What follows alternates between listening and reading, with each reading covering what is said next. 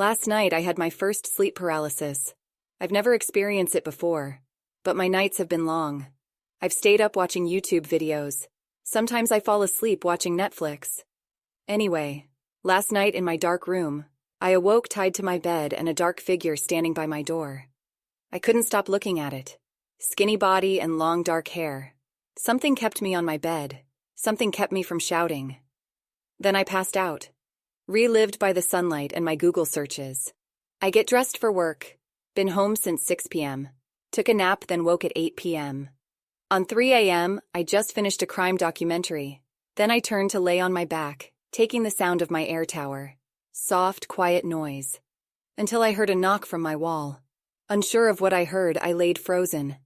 Then another knock. I sit up. Suddenly something is banging on the wall. When moved away from my bed, it stopped. Finally, I put my ear against the wall. A little snicker. I knock on the wall like it's a door. Someone there? Silence.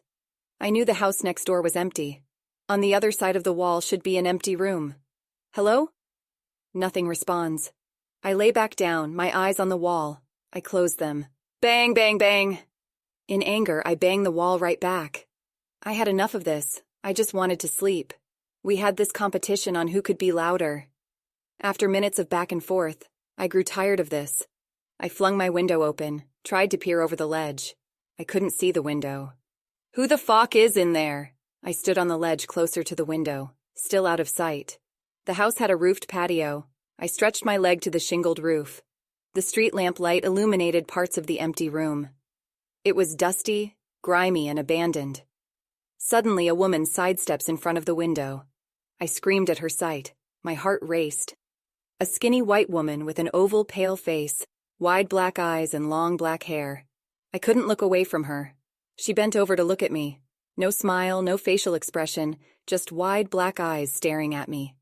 She bangs her head 3 times on the window. She reached for the window lock. I stepped back, forgetting where I was. I slipped off the roof. I caught a gutter railing, then fell to the pavement. My ankles and soles stung. I heard scuffle come from the roof. The pale white woman popped her head over the patio roof. I panicked, scrambled to my feet. I didn't have my keys or phone.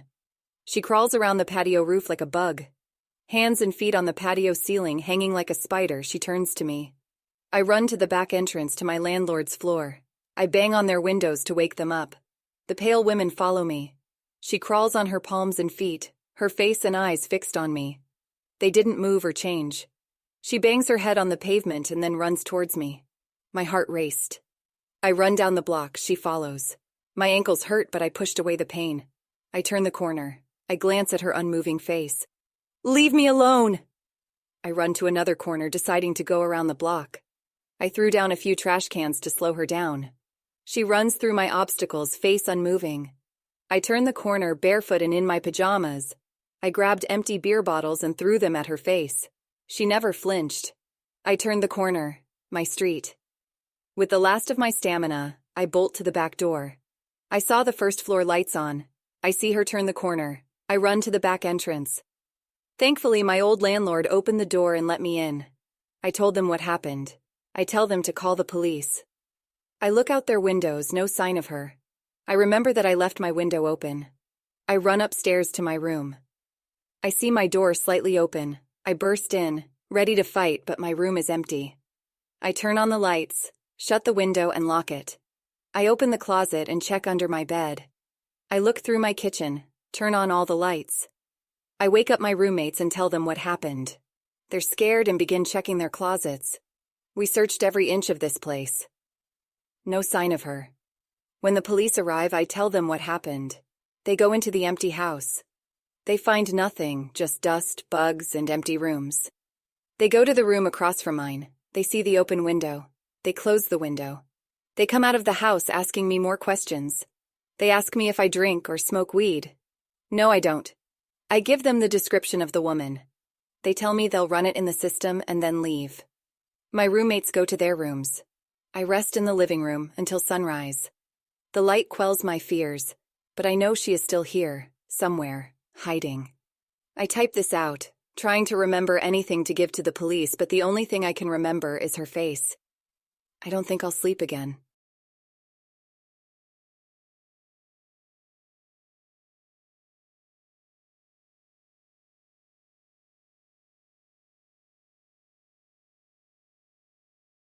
10 years ago, I lived in a small suburban town.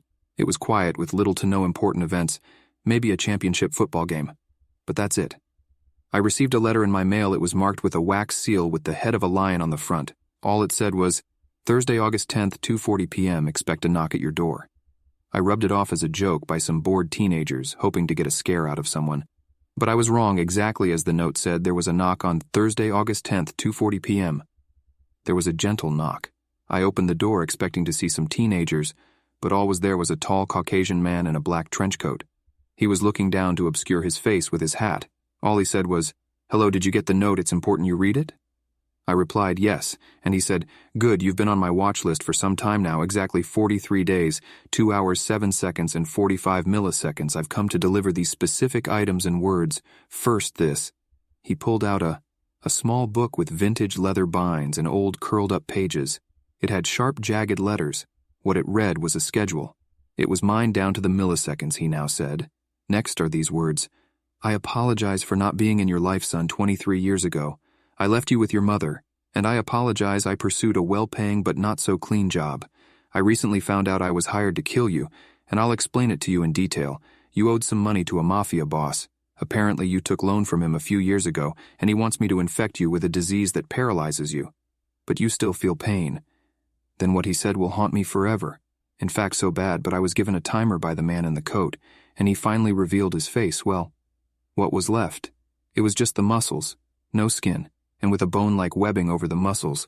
I have 5 minutes, and I hear him outside my closet door.